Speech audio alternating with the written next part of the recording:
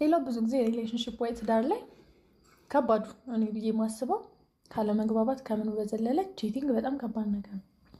አንተ እንደ ወንድ ያው ተፈጥሯችን ስለሚለያይ ሴትና ወንድ ዲፋይን የምናደርግበት እንዴት ዲፋይን ታደርገዋለህ? ቺት ማድረግ ነው ቺቲንግን እንዴት ዲፋይን ታደርገዋለህ? በአንተ አሁን አንተ ስለ ቺቲንግ ስትአስብ ምንድን ነው ማለት እንዴት ነው ዲፋይን ታደርገው? የመጀመሪያው እና ዋነኛው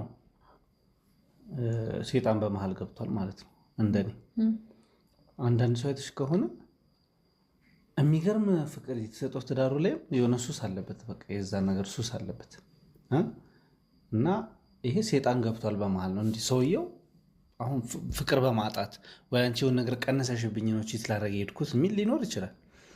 ግን ብዙ ደግሞ ያየናቸውም የሚገርም ፐርፌክሽን ላይ ያለች ሚስት ወይ ደግሞ ለዛ ምትታጋ ሚስት ያለው ግን ሱስ የሆነበት ሰውም አለ። ስለዚህ የመጀመሪያው ሴጣን በመሃል ገብቷል ማለት ነው። እሱን ለማስወገድ መስራት ነው።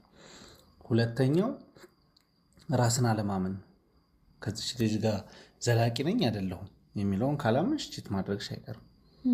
ዘላቂነትሽ አሁን አንቺ አግብቼሻለሁ እኔ ግን የሆነ ቀን ምጠላሽ የሚመስለኝ የሆነ ቀን ምትሰለችኝ የሚመስለኝ ከሆነ መሞከር አይቀርም። ሁለተኛው ማለት ነው ከመንፈሱ ቀጥሎ ልምድ የሚያደርግብን ግን ያ በመሃል የሚገባ መንፈስ ነው። ሁለተኛው ደግሞ ይሄ እንዳልኩሽ ነው። ሶስተኛው ግን ብዬ ማስበው ክፍተቶች በመሃል ያሉ ክፍተቶች አንዳንዴ ይጋብዛሉ ለእንደዚህ አይነት ነገር ወይ ደግሞ ዊክነስሽን የሚጠቀሙ ሰዎች ደግሞ አሉ። ጥሩም ሊሆኑ ይችላሉ፣ መጥፎም ሊሆኑ ይችላሉ።